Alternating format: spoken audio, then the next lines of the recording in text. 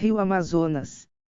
O Rio Amazonas, localizado na América do Sul, é o maior rio em volume de água do mundo e o maior em extensão territorial.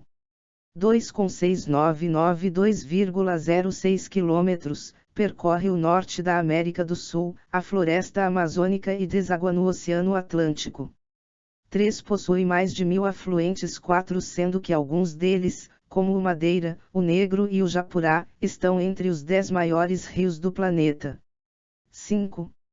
É, de longe, o rio com maior fluxo de água por vazão, com uma média superior que a dos próximos 7 maiores rios combinados, excluindo Madeira e Rio Negro, que são afluentes do próprio Amazonas.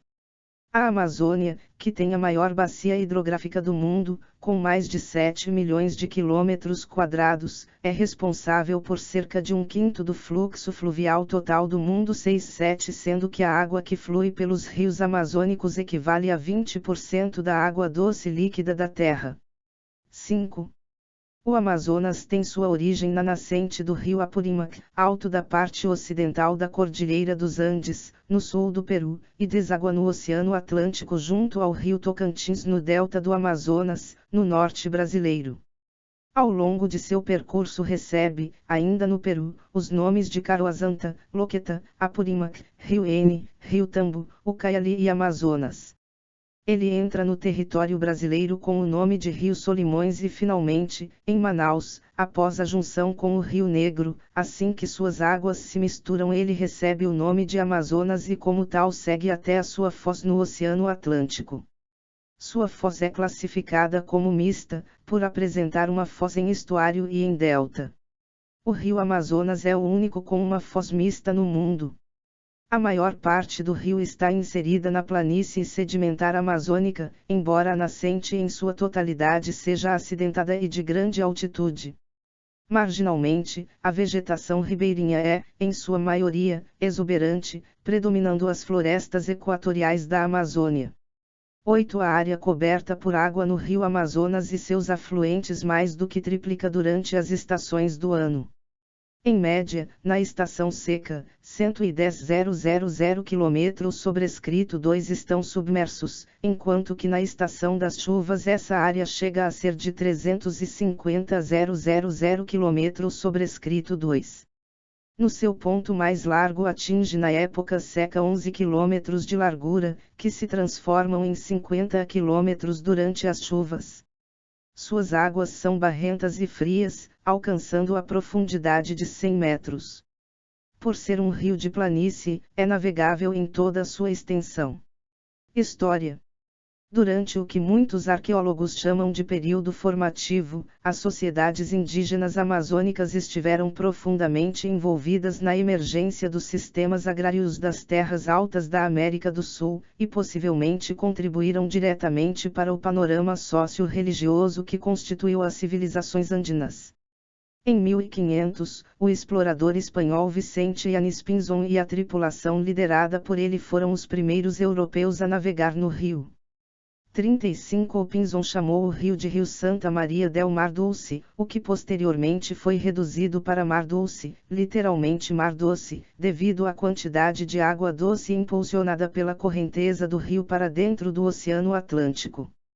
Por 350 anos após a descoberta do Amazonas pelos europeus, a parte portuguesa da bacia do rio permaneceu um cenário abandonado, servindo exclusivamente como fonte de alimentos obtidos através da coleta e da agricultura pelos povos indígenas que haviam sobrevivido à chegada das doenças trazidas pelos europeus.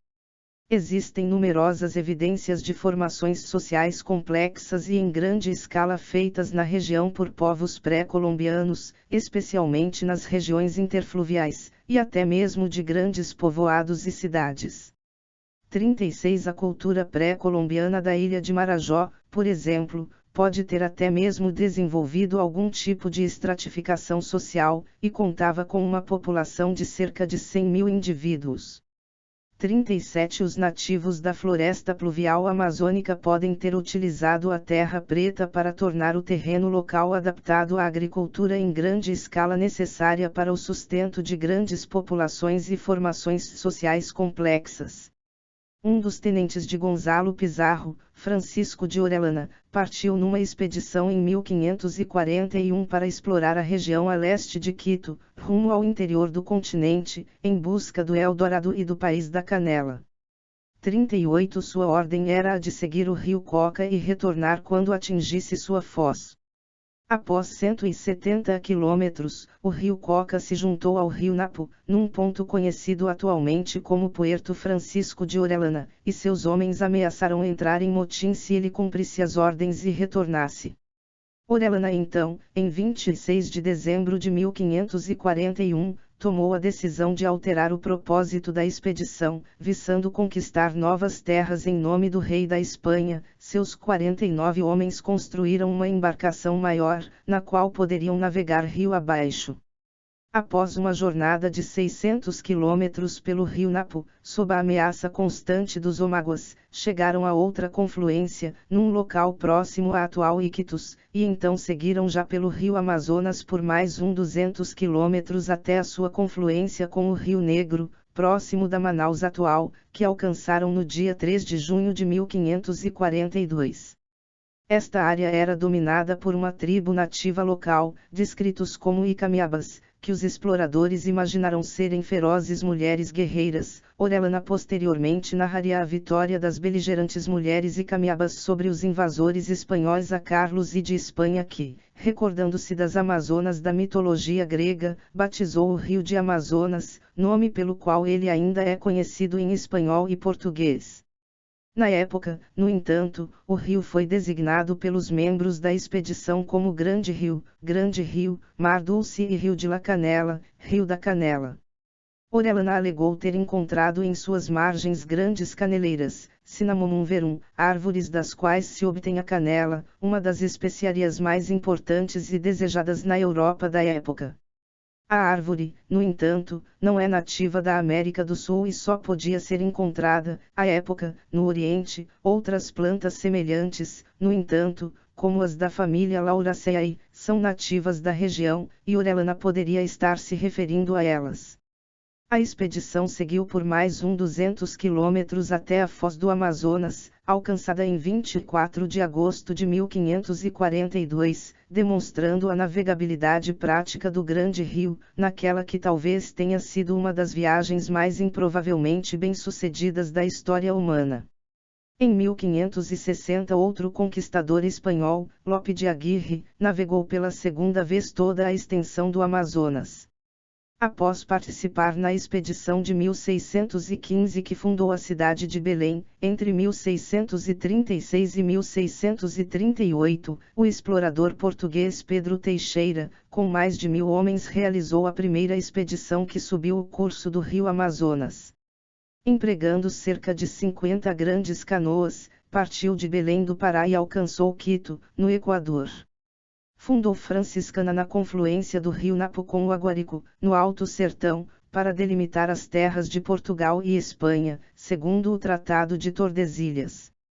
A viagem foi registrada pelo jesuíta Cristóbal de Acunha em obra editada em 1641.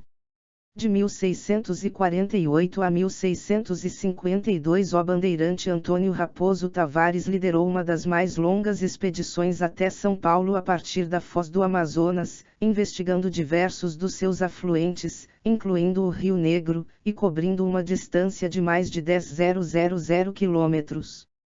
Peço encarecidamente que inscrevam-se, compartilhem e curtam o canal. Obrigado a todos. E até o próximo vídeo.